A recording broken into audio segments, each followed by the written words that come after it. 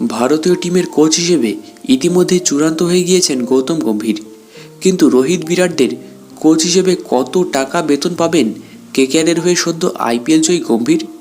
বিসিসিআইয়ের এক কর্তা মিডিয়াকে জানিয়েছে, কোচ হিসেবে নাম ঘোষণা হয়ে গেলেও গৌতম গম্ভীরের পারিশ্রমিক সহ আর্থিক সুযোগ সুবিধা সংক্রান্ত চুক্তিপত্র কিন্তু এখনও চূড়ান্ত করতে পারেনি বিসিসিআই।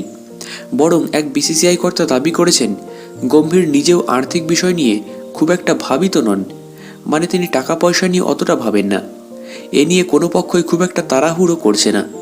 এই প্রসঙ্গে প্রাক্তন ভারতীয় কোচ রবি শাস্ত্রীর উদাহরণ দিয়েছেন ওই বিসিসিআই কর্তা। তিনি জানিয়েছেন, 2014 সালে যেদিন রবি শাস্ত্রী দায়িত্ব নিয়েছিলেন তখনও তার চুক্তিপত্র তৈরি হয়নি। শাস্ত্রীও এ নিয়ে কোনো প্রশ্ন তোলেননি। সূত্র থেকে জানতে পারছি, টাকার অঙ্ক এখনও চূড়ান্ত না হলেও রবি শাস্ত্রী এবং রাহুল দ্রাবিড় ভারতীয় কোচ হিসেবে যে টাকা বেতন পেতেন, গম্ভীরের বেতন তার থেকে খুব বেশি বাড়বে না। বিভিন্ন রিপোর্ট থেকে দাবি করা হয়েছিল, ভারতীয় টিমের কোচ হিসেবে বছরে 12 কোটি টাকা বেতন পান রাহুল দ্রাবিড়। বর্তমানে 3 বছরের জন্য ভারতীয় টিমের দায়িত্ব নিচ্ছেন গম্ভীর। তার কোচিং টিমে কারা কারা থাকবেন, কোচ হিসেবে তার কি ভাবনা, ইতিমধ্যেই সে সমস্ত বিষয় নিয়ে গম্ভীরের সঙ্গে বিসিসিআই কর্তাদের আলোচনা শুরু হয়েছে। আগামী বছরের চ্যাম্পিয়ন্স ট্রফি, তারপর ওয়ানডে বিশ্বকাপ তো রয়েইছে।